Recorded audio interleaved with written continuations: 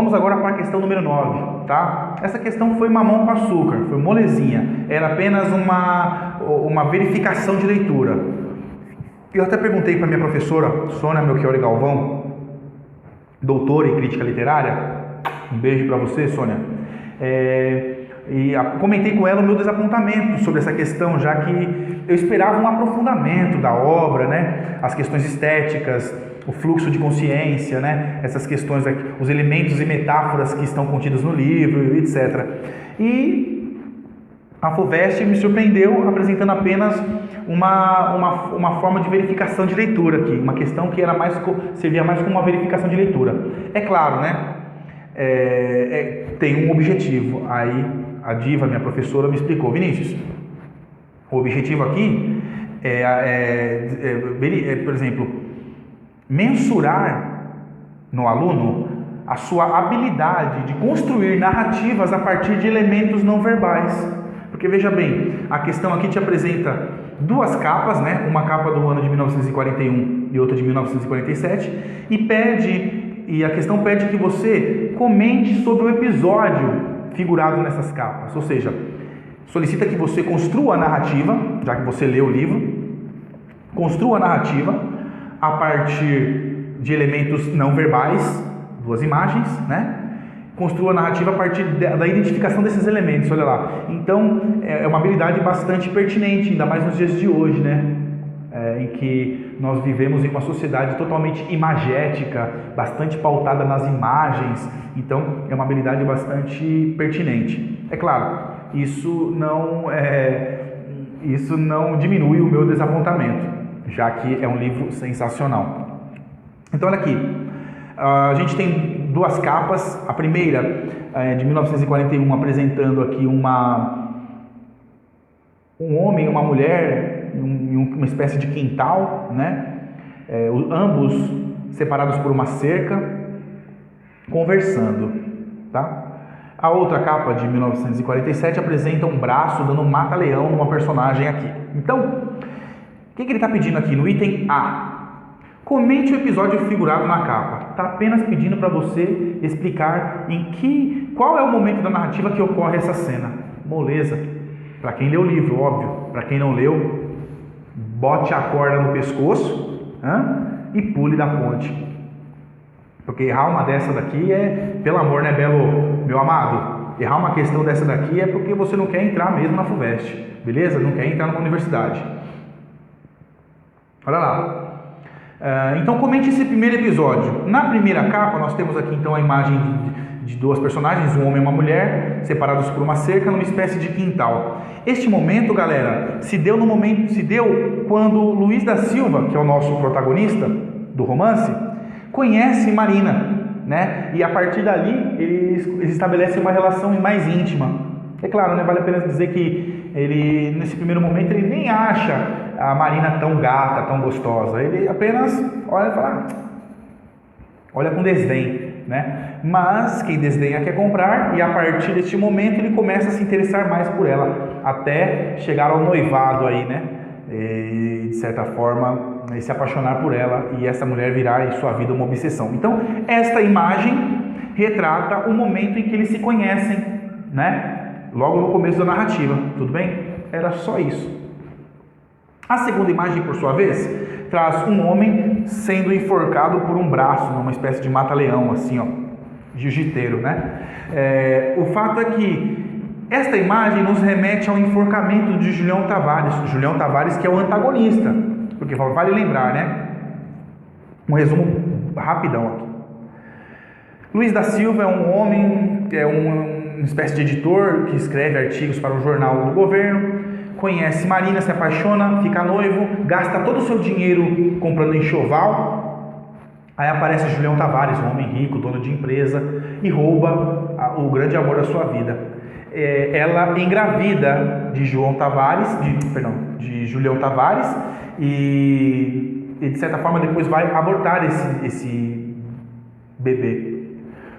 A partir dali, o autor constrói uma espécie de obsessão na cabeça do nosso protagonista, Luiz da Silva, e ele fica pensando sistematicamente em matar Julião Tavares, o que acaba ocorrendo no final da narrativa, tá? Então, a letra A, que é a primeira, se refere à primeira capa, ilustra o momento em que eles se conhecem e começam a se relacionar, e a letra B pede para comentar o episódio na segunda capa, onde tem o braço. É o momento em que Julião Tavares é enforcado, o antagonista é enforcado, né? O momento do crime. Vale a pena dizer que o Luiz da Silva comete o crime com uma corda, não com a mão, tá certo? É que a mão faz alusão à ideia de enforcamento, o que acaba acontecendo por meio de uma corda. Corda esta que, de certa forma, é apresentada ao longo de toda a narrativa, tá certo? É através de um pensamento obsessivo de Luiz da Silva. Ele começa a pensar em corda daqui, corda dali, começa a lembrar em episódios da sua infância, quando seu avô ele é enforcado por uma cobra, ele tem uma cobra enrolada no pescoço. Então, esta ideia de corda e pescoço, enforcamento, vai percorrer toda a narrativa, beleza? Era só isso. Aí temos aqui a última questão, a questão 10, que trata do livro A Relíquia, de Eça de Queiroz, um escritor do período realista português. Vamos ler aqui o fragmento. Era um pedreiro de Naim.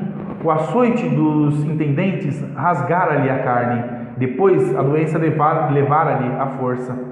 Como a geada seca a macieira, e agora, sem trabalho, com os filhos de sua filha alimentar, procurava pedras raras nos montes, e gravava nelas nomes santos, sítios santos, para as vender no templo aos fiéis, em véspera de Páscoa. Porém, viera um rabi da Galileia, cheio de cólera, que lhe arrancara o seu pão.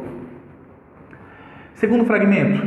E nós tivemos de fugir, apupados pelos mercadores ricos, que bem cruzados nos seus tapetes de Babilônia e com seu lajedo bem pago, batiam palmas ao rabi. Contra esses o rabi nada podia fazer, eram ricos, tinham pago, mas eu fui expulso pelo rabi, somente porque sou pobre. Aqui, para você que leu, você vai identificar aqui que já estamos aqui naquela viagem quimérica que o Teodorico teve, né? Ele foi viajar para a cidade santa, Jerusalém, e tem um momento em que ele adormece, não fica claro se ele adormece ou ele tem uma viagem acordado, mas ele entra numa espécie de transe, de viagem quimérica, uma espécie de sonho, e nessa espécie de sonho ele acaba revendo o episódio da Via Sacra, né, do Evangelho, da crucificação de Jesus Cristo. E esse episódio aqui do segundo fragmento faz alusão a um episódio bíblico bastante conhecido, em que Jesus vai até a um templo onde os fiéis estavam rezando, e lá havia bastante comerciantes fazendo uma espécie de mercado ali na frente do templo, e Jesus chega, pé da vida, pistola, metendo a mão em tudo, derrubando tudo e dizendo: vocês estão fazendo a casa do meu pai um lugar de mercadoria, tipo, mais ou menos isso, né? Então, de certa forma aqui, esse segundo fragmento, ele nos apresenta a versão do comerciante, dizendo: poxa, eu estava precisando trabalhar, meus filhos e netos aí, todo mundo com fome, eu preciso trabalhar. Chega Jesus metendo o pé em tudo. Então, legal essa ideia. E o terceiro fragmento: bati no peito desesperado, e a minha angústia toda era por Jesus ignorar esta desgraça, que, na violência de seu espiritualismo, suas mãos misericordiosas tinham involuntariamente criado, como a chuva benéfica por vezes, fazendo nascer a sementeira, quebra e mata uma flor isolada. Então aqui temos 3 fragmentos, e o item A se refere a esses 3 fragmentos. Identifique as personagens que atuam como narradoras em cada um dos excertos de Eça de Queiroz. Fácil, moleza. O primeiro fragmento, aqui tem o narrador em primeira pessoa, o Raposão, Teodorico, que é a personagem principal, né? Colocando aqui, narrando esse episódio sob a perspectiva do comerciante, como eu havia dito. tá certo? O fragmento número 2, já temos aqui o próprio comerciante, o Naim, ou seja, né, através do discurso direto, a gente tem aqui o próprio Naim, a própria personagem desse comerciante que estava fazendo aí negócios naquele templo, né? Tem a voz dele através do discurso direto. Então ele se torna o narrador da história. E no terceiro fragmento, o raposão, o Teodorico, retorna ao posto de narrador. Tudo bem? Então qual que é a resposta aqui? Bem pragmaticamente. Identifica as personagens.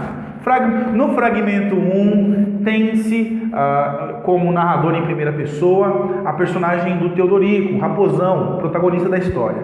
No segundo fragmento, temos a personagem de Naim, expondo seu ponto de vista sobre o episódio do Rabi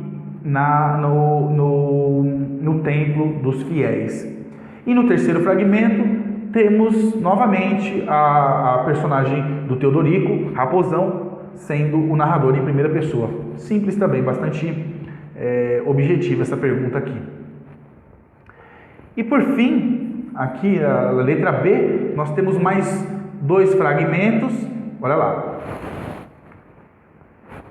Abre aspas. Se quiséssemos recolher tudo o que já foi encontrado da cruz de Cristo, daria para lotar um navio. O Evangelho conta que a cruz podia ser levada por um homem. Encher a terra com tamanha quantidade de fragmentos de madeira que nem 300 homens aguentariam levar é uma disfarçatez. Olha lá, que já é um fragmento, que ele pega um fragmento do Essa, e aí continua. Já afirmava o teólogo francês Jean Calvino, profundamente cristão, em seu Tratado das Relíquias, publicado em 1543. Então nós temos aqui, olha aqui, ó, marque bem esta parte do fragmento, ó. Encher a terra com tamanha quantidade de fragmentos de madeira, ou seja, de cruzes, que nem 300 homens aguentariam levar, é uma desfaçatez, ou seja, está fazendo uma crítica aqui à venda de relíquias, né? Ou seja, olha a quantidade de relíquias que vem da Terra Santa, é uma desfaçatez. O segundo fragmento, olha lá, a observação de Calvino continua viva 5 séculos depois. Os pedaços da chamada Vera Cruz, a cruz em que Jesus de Nazaré foi executado, segundo a tradição cristã, são considerados relíquias de primeira categoria pela Igreja Católica, mas aparentemente são tão numerosos que dão a impressão de que Cristo foi um gigante crucificado em 2 troncos de sequoias. Manuel Ansede, fragmentos da cruz de Cristo dariam para lotar um navio inteiro, tá certo? Olha a pergunta agora. É possível afirmar que o romance, a relíquia, endossa, reitera, corrobora, né? Compartilha da mesma opinião, da mesma perspectiva adotada por Manuel a respeito dos elementos pertinentes à tradição cristã? Olha aqui, ó.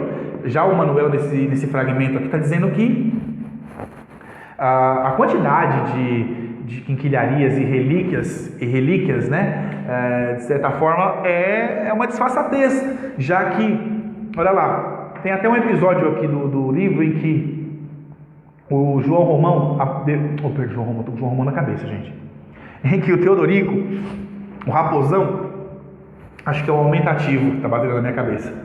Então, o Teodorico, ele é expulso de sua casa, da Titi, e ele começa a vender as relíquias que ele trouxera de Jerusalém, né, quando ele retornou.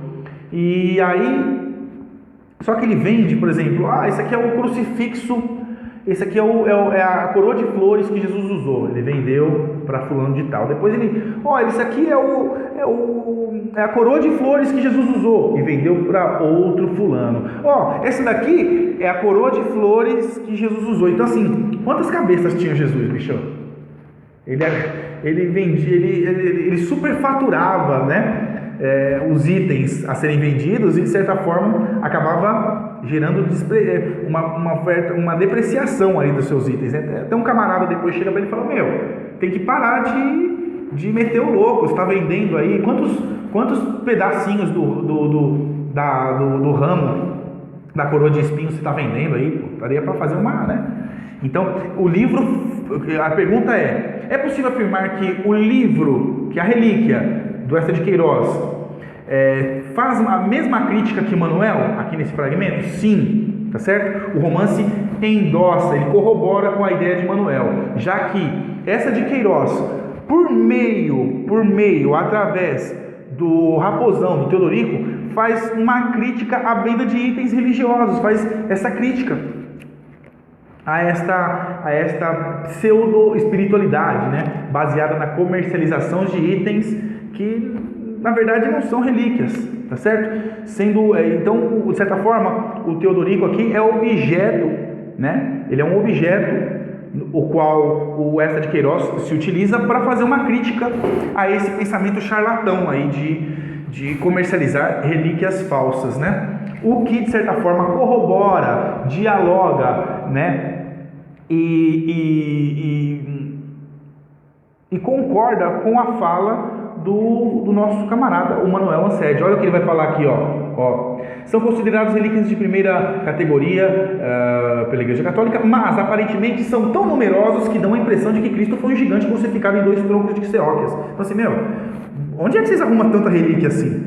Não é verdade? Isso é uma crítica que acontece neste fragmento e também acontece neste livro. Tudo bem? Bom, é claro que agora daqui a pouquinho eu vou fazer mais um vídeo aqui sobre a questão da redação, né? Que vamos fazer uma análise separada aqui, pormenorizada, de modo separado, mas eu acho que o que tinha para se falar sobre essas 4 obras foi dito, tá certo? É claro, eu gostaria, como professor de literatura, de ter abordado aspectos mais pontuais, né? Uns estilos mais pontuais. Por exemplo, essa questão do fluxo de consciência em Graciliano Ramos, né? Como esse é um romance cíclico, onde o fim está linkado com o começo, algumas inovações estéticas poderiam ser abordadas, né?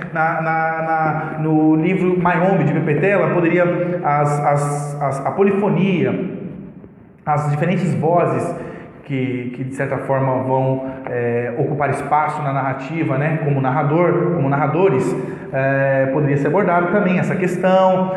Uma coisa muito importante que para mim passou batido, a língua portuguesa como um elemento de unificação do povo angolano.